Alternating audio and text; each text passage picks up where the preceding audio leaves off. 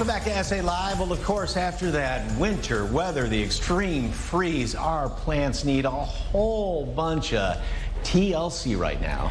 We talked to local arborist Jess Divin about how to spot signs of trouble in your garden, what to do, and how to prepare the next time there is a huge drop in temperature, which I'm sure you will let us know about. Yes.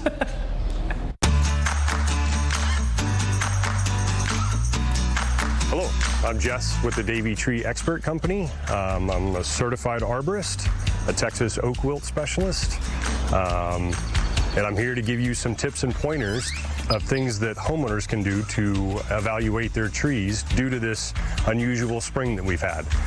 So there's pretty much 4 signs of damage that homeowners can look for on their trees. There is tip dieback, so a lot of the really fine growth out on the ends of the trees and shrubs. Some of those may have died back and actually froze. A couple of things that you can look for doing a twig bend test, so you can bend on the twig to see if it breaks or snaps, see if it's pliable or not. The leaf loss is on normally evergreen trees. A lot of Texas mountain laurels, live oaks normally would retain their leaves throughout the year. However, with the 9-degree temperatures, a lot of them are actually going to lose their leaves. So another one is bark splitting and breaking. This is due to literally the branches themselves freezing and cracking.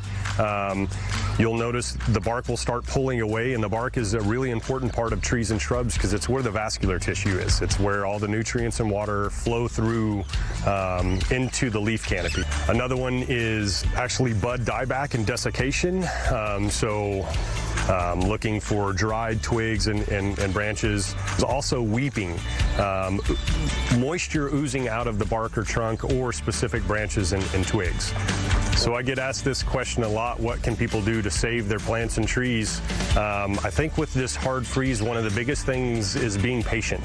Some of them are not going to snap back as quickly. They may take a little time, kind of babying them a little bit. So making sure they have adequate water. If we're not receiving an inch of rainfall per month, giving them supplemental water, not necessarily at the trunk, but around the drip line. And the drip line is the edge of the canopy. In between the drip line and the trunk is the ideal place to water.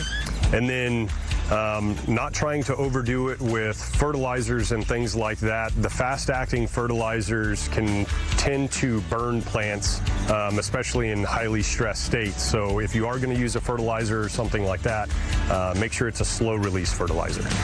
So I get asked a lot, how do I protect my plants from sub-freezing temperatures like this in the future? I think one of the biggest things is planting in advance, planting those frost-susceptible species in sheltered areas that are sheltered from that north wind. That can really save some trees and shrubs from a lot of damage, is planting them on the right side, right tree, right place, or right shrub, right place. So we are fortunate today to be standing in front of Founder's Oak.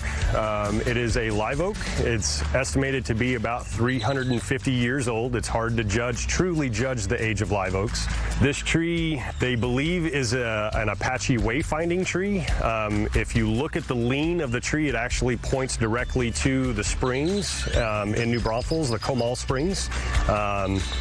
So they believe that it was purposely bent over at one point in time to kind of point the way to where fresh water was. This tree's got a lot of history. There's been a lot of celebrations under it. There's been weddings. I think the city of New Braunfels has done a really good job of protecting this tree and keeping it as happy and healthy as possible. If you need assistance and need an arborist to come out, you can contact the Davey Tree Expert Company. You can go on to davey.com, that's DAVEY.com, and schedule an appointment there. Hopefully I've given you some tips to help you with your trees and shrubs. Thank you and have a great day.